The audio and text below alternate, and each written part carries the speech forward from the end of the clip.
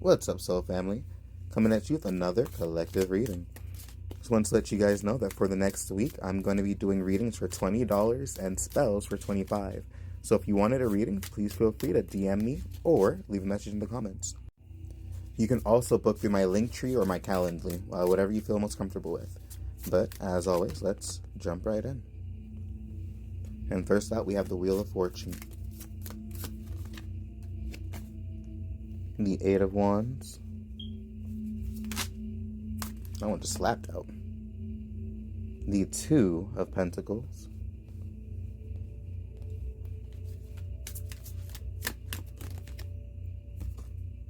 The Four of Wands. Strength.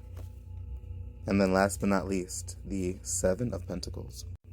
So the phrase that keeps on coming in my mind is, what goes up must come down. And I feel like it's the energy of sometimes life is very cyclical and we experience cycles that aren't too fun, but in that exact same breath where we have our low moments, where we have like our moments of grief and trials, the wheel also then turns into our favor. So I feel like this is something that's happening fast. I don't think this is going to be anything that we're waiting too much longer on, especially because the Eight of Wands typically denotes fast motion, and I don't see any other cards pointing towards like any stagnancies or any delays. So I feel like you might be having to balance a lot. You could be holding a lot while you're trying to like navigate through these changes, especially if you're trying to make this change happen fast, and especially if change is happening fast for you, then you're going to be having to kind of juggle quite a bit. But overall, I think a couple of things. You want to make sure that we're not giving up before we get to where we want to. We really want to make sure that we are persevering just a little bit. Sometimes it takes a little bit longer than we intend to get what we want, but the Seven of Pentacles is all about not giving up, and it's also about having the inner strength and resolve to get to that point. I like how in both these images they have like the same expression of kind of being concentrated and focused and kind of grounded while their eyes are kind of closed.